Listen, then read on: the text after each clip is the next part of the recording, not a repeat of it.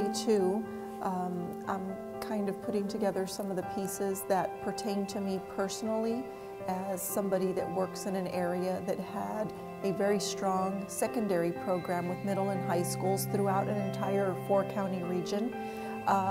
For me, what I'm able to pick up today is really looking at the elementary piece and the post-secondary piece on, the opposite ends of the continuum of what my work has to look like when I go back. And some of what the camera doesn't see is some of those light bulbs going off for each of us individually, because when we come to the national conference, we're representing so many different AVID programs at different stages throughout the entire country and even abroad.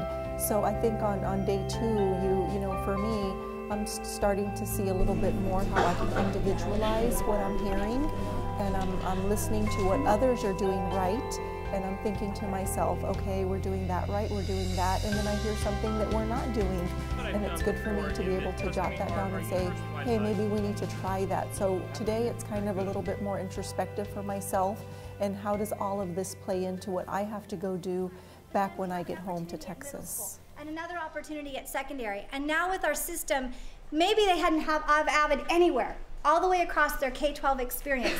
We now have an AVID elective opportunity for them at the college level. I think that in a lot of, in this conference, there's a lot of secondary people, our middle school and high school teachers, counselors, principals, and that's where a big part of AVID is, in that secondary program, which is the root of AVID. And earlier today in my elementary session, I was listening to, you really need to have an incredibly strong secondary program before you can even start elementary.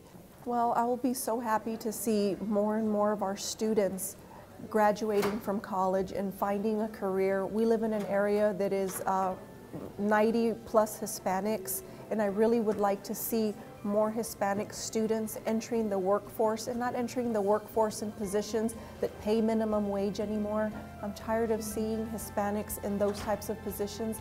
I want to see more Hispanics that have bachelor's degrees, master's degrees, doctorates in positions where they can make a difference and they can look beyond what is a job, what their parents have had to struggle with. I want them to find careers that they love, and for them to start that and mentor other students, and for more and more students that have been underrepresented to get that college degree, so that we're no longer first-generation students. And I think that more students that are unrepresented, that get an education and finish, the greater our society will be.